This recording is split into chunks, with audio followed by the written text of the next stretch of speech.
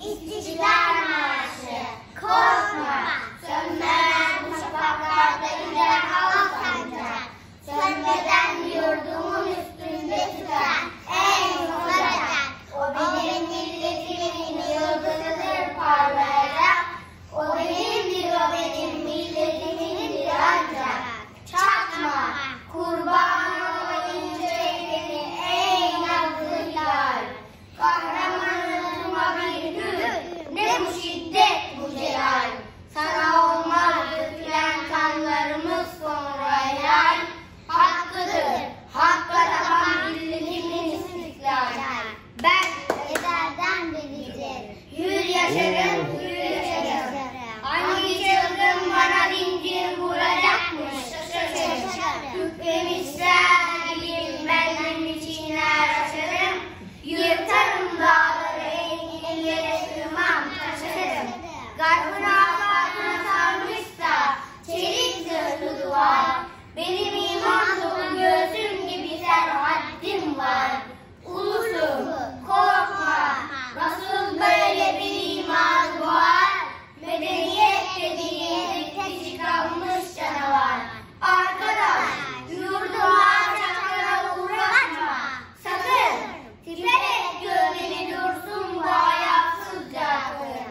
Doğacaktır sana vaat ettiği günler hakkın. Kim bilir belki yarından da yakın. Baksın yerleri toprak diyerek geçme. Tanı, düşün altındaki binlerce kefensiz yatanı. Sen şehit olsun, incitme yanık tarafını. Verme dünyaları alsan da bu cennet vatanı. Kim bu cennet vatanının uğruna olmaz feda. Şu eda fışkıracak toprağı ısıtsan şu eda. Cananı, bütün varlığını aslında hüda. Etmesin tek vatanımdan beri dünyada hüda. Ruhumun senden ilahi, şudur ancak emeli. Değmesin muhabirimin göğsüne namahrem eli. Duvarlar işaretleri dini, ebedi yolumun sözünde beyinlemeli. O zaman belirtilir hizmete eder varsa taşım. Her deliği anlar ilahi, boşanıp kanlı yaşım. Sızdırır ruhum zerret gibi yerden naşım. O zaman yükselerek arşeder belki başım.